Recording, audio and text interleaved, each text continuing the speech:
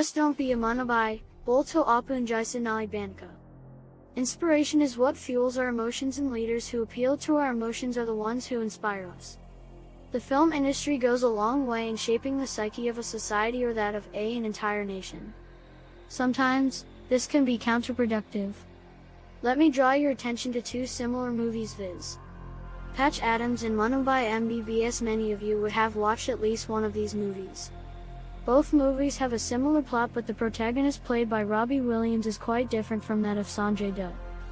However, both the movies have had a tremendous impact on the mindset of the general public.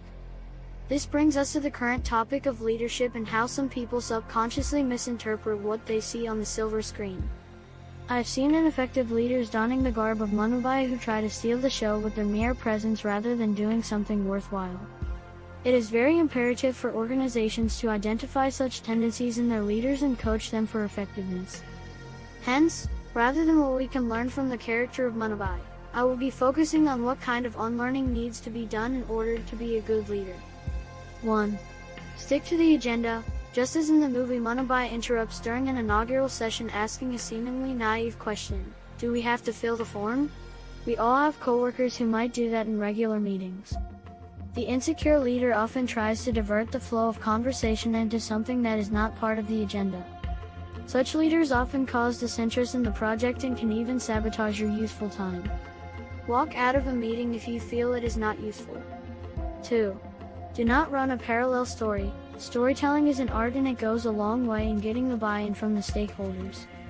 In the movie, Munnabhai attempts to create parallel stories at various points, like pretending to be a doctor in a makeshift hospital or cooking up a false story during a marriage proposal, etc. He keeps repeating the formula until a time comes when he inflicts self-injury to prevent himself from being rusticated from the medical college. Many leaders often fall into this trap where they try to run parallel stories in order to influence the outcome of a particular task or project in their favor. Eventually they end up hurting themselves or the organization. 3. Avoid gimmickry. A blatant mockery of the medical profession is made in the movie. For example, Munnabhai calls to treat a paralytic patient by addressing him with his name instead of using the word subject. As opposed to the theme of the movie, it is a well-known fact that emotions can hinder the precision of a surgeon.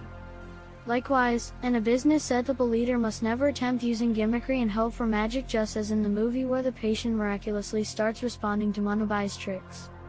For example, too much use of jargon where most of the team do not get it is a waste of everyone's time, energy, and resources. Focus on the product and not PowerPoint. 4. Accept what is not understood. In a scene, Munnabhai confesses to his friend Circuit that though he had broken bones of many, he had no idea that the human body is made up of 206 bones until getting into this medical school. In a real-world scenario, one does not get the opportunity to learn after the opportunity itself is lost. Hence, leaders must at times upskill themselves and accept what is not understood up front before the beginning of any project. If the realization dawns at a later stage, it can lead to wastage and cost a lot of resources to meet up with the loss. 5.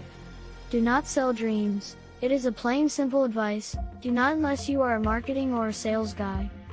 In the movie, a terminal cancer patient is made to cheer up through a sensuous date with a hooker. Well, this might suit the plot of the movie but will crash all your expectations amid reality. A good leader must never attempt to please his stakeholders for the sake of personal benefit or any other ulterior motive. The true picture must be presented with facts, and a sinking project must not be used for siphoning off resources. 6. Be actionable. In one scene, Munnabhai says thank you and gives a magical hug jotted ki juppi to one of the remorse housekeepers. Though this is a beautiful concept that connects with everyone at an emotional level, ineffective leaders use the very same formula to manipulate the perception of the coworkers. Whenever there is a problem that everyone is trying to solve, there are leaders who will suggest things that seem quite appealing initially but fail to deliver the results in the end. As a result, the organization loses on optimization and service delivery. Results go nosediving. 7. Do not downplay. In one scene, when an emaciated Parsi patient is put on and for saline, Munnabhai retorts at the doctors, saying just feed him through the mouth, implying that there is no need of the standard treatment. Many leaders at times engage in downplaying various matters like the expertise of their team, criticality of the problem, inherent risk, etc. Irrespective of the reason behind this sort of behavior, downplaying any critical component of an enterprise will always lead to rework, rejection and failures. 8. Do not overshadow. Throughout the movie, Munnabhai overshadows all other characters who are made to look funny at various points of time. Sometimes, leaders spread themselves across all aspects of a project or across all processes of an organization. They do so to hide their insecurity and lack of trust with the team. 9. Do not bite more than you can chew. The whole movie revolves around the plot of Munnabhai wanting to become a real doctor. He fraudulently secures admission in one of the best medical institutes, drags until the end but utterly fails in his final Viva exam. In our zeal to achieve something more, to do what has not been done before and project a larger-than-life image, we forget our own limitations and end up overpromising and under-delivering. Many leaders fall prey to this type of mentality and end with abandoned projects or unsatisfied stakeholders. 10.